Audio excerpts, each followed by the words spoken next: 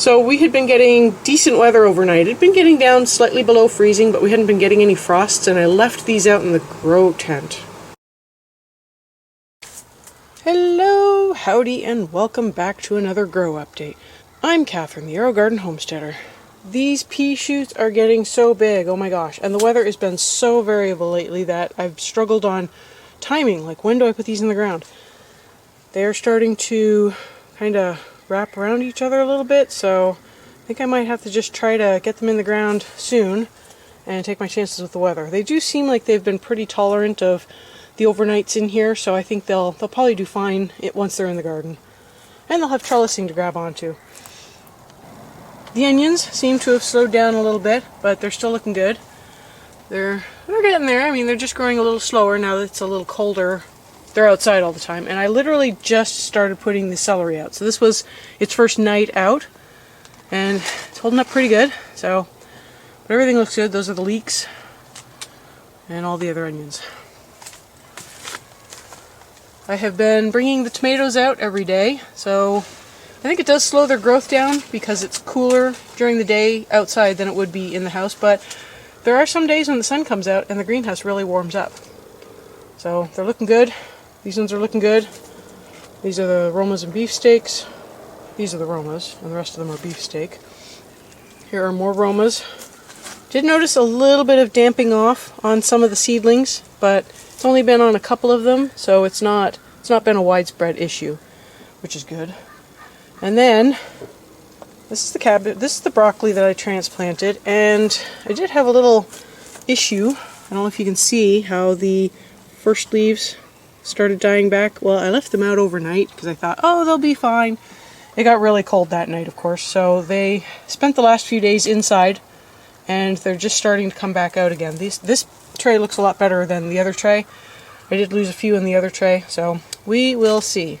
But I started bringing these ones out to get them acclimated, because I would like to get these in the garden soon too. And then over here I have all of the seeds that I started with the flowers and the herbs and the other things. So this is where the broccoli came from. I don't know if you remember, it was actually these two rows were the broccoli. Oh, wait a second, you know, it was actually these two rows. Sorry about that, I did the trays backwards, so I'm confused. So I put in some mustard and some cabbage because I forgot to actually plant those. Probably because I didn't have any space, although honestly I probably could have waited on some of these flowers. They are just going insane. I gotta divide these up. But I don't have any more labels either, which sucks. But yeah, mustard, cabbage. Once they get a little bit bigger, I can move those into their own wells, which again, I'd like to get some things moved out of what they're in, but these, I might just try to put them right in the ground, I guess. I'm just waiting for that bed to get finished, the raised bed we're working on. So, but yeah, no, everything looks good. I will show you what the rest of the broccoli looks like that is currently inside, still waiting for it to get a little bit bigger before I start bringing it out. And I'll show you what's left in the Aerogardens. And I got something else to show you too, which I think you'll be interested in. I hope you get a good laugh out of it too. And on to the plant updates in the Aerogardens. The cabbage is still looking good. This one actually looks like it's getting a little bit bigger. It's hard to tell on camera, but I do believe it might be getting bigger. And I can't really get my head in here very well, but I do wonder if this one is slowly starting to close up. It's really hard to tell from the angle where I'm standing, but I guess we'll see. It's like it's trying, but it also looks like, I don't know if you can tell, but it just looks like it's tall in this area. The peppers, I still have this one on. I probably should just pick it. I'm planning on making a chicken chili soon, so I'll be able to use them. This one is just, I mean, it's phenomenal in its growth. But I left these ones on purely by accident. I didn't really have a good use for them, and they are starting to dry out, so I thought I would just let them dry on the vine and just powder them up that way. Crushed chili flakes, whatever. I do have another one here, a green one here, so, and a green one here. Something I was thinking of doing was to actually prune them back really hard and try putting them in pots to see if I could save the plants, even if I can't really save the growth. So I'd have to prune it back hard, you know, at some of these junctions here and it'll push out new growth. It's already pushing out new growth right here, and it'll probably push out some there. It's already got some down here, so I'm not too concerned about that, but it would be the transplant shock. So I don't know if it would be able to put up with that, but it would lose all of this growth. It would have to redo all of this growth. So we'll see. This one may not be too bad. It's a lot smaller, but it's also very thick and stocky. But you know, it might be worth the experimentation. That way I'm not losing the plants per se, but I could at least thin out the spider mites and, you know, get peppers in my garden. Okay, this is the mini jalapeno. The tomato plant that was here is now gone, so I was able to push some of these things back a bit and get slightly more space. I did prune out a little bit from this area here. I don't know if you can see, but see the cobwebbing here and the cobwebbing. So I took out some of the worst of it, but I mean there's just still so much cobwebbing everywhere. So this is definitely infested with spider mites. And I was thinking of doing the same thing with this. So I was going to go through, harvest all the peppers, make a small batch of the cowboy candy, and then prune this back really hard and try to put it in pots as well that I can eventually move outside. This is I believe this one was the one with the Roma and I have no idea what that round, there is a round tomato that was somehow in here as well. See, this one's round. This one's like Roma. Oh, this is the one that fell off too. But this one had a few more green ones on it than the other one, so I decided I was going to let this go just a little bit longer. I probably need to prune it again. It's pushing out a whole bunch of new growth. It just won't stop. So, yeah, I might stick with determinate cherry tomatoes from now on instead of these indeterminates. They get out of hand too fast, I think, for these sizes of Aerogardens. So, but yeah, it's just so much growth, and it pushed out like a whole bunch of more like tomatoes. The other one, I'll show you some pictures I took just before I took it apart, but it was pushing out a ton of new growth as well, and it had flowers. So like I really could have, some of these ones like this new growth here, if you prune it at the bottom, you can put it in water and root it and it'll just keep going. I'm taking down the tomato plant. This is actually a day before I do my normal plant updates, and I don't know if you can see this, but even after that really heavy prune, it's pushing out new growth. There's like more new growth here. I even have some flowers.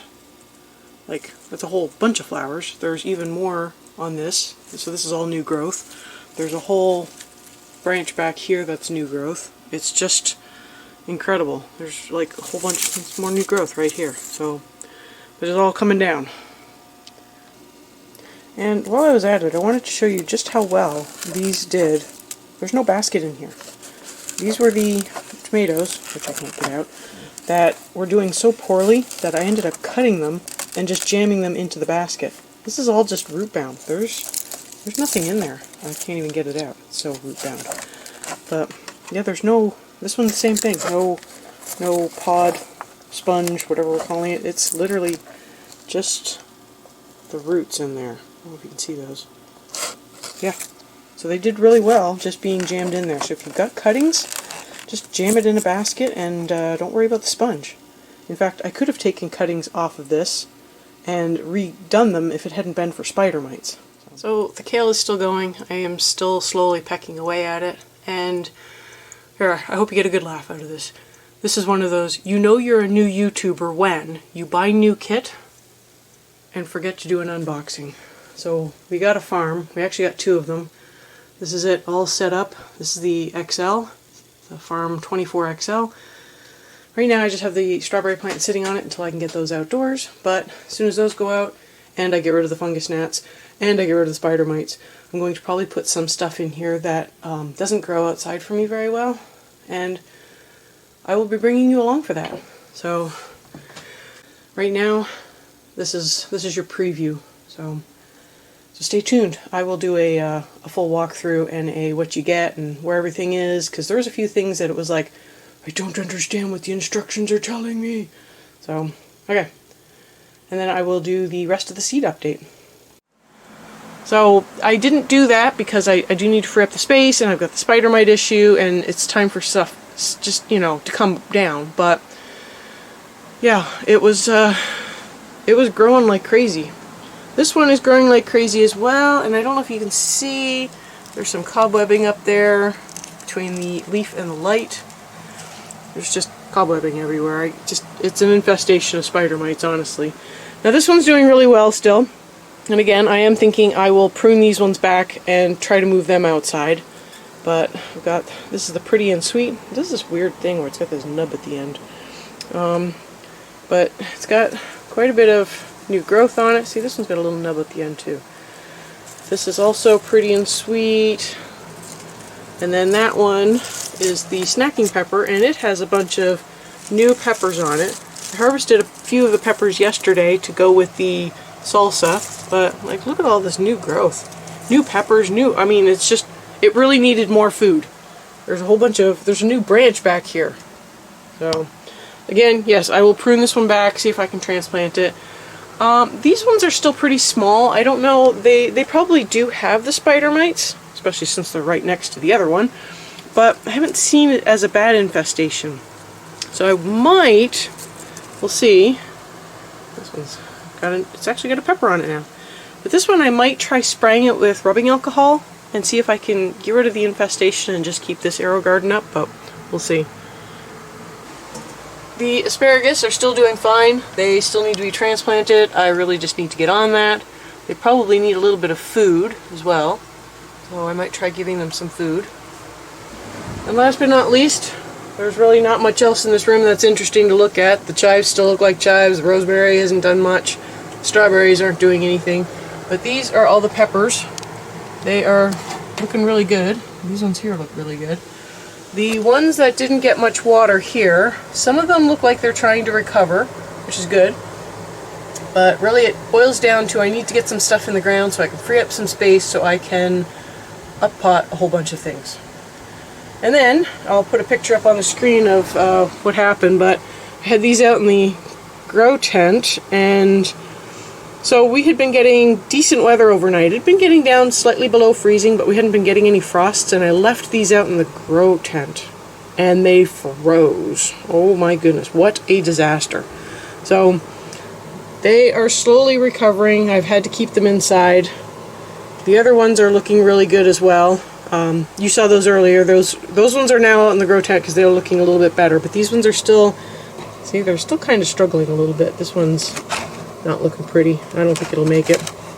So that was a little too bad. The peas got hit hard too, but the peas recovered. Peas look great, as you saw. So I will make sure to have the video posted where I actually put all of these, I up-potted these, so you can see what I was talking about. But yeah, it was not pretty. So I hope you are following along. I hope you are looking at what you can possibly grow in your area and getting started. Even if it's just like an herb pot that you've got on your windowsill. Anything. Get started. Give it a try. See if you got a green thumb or not.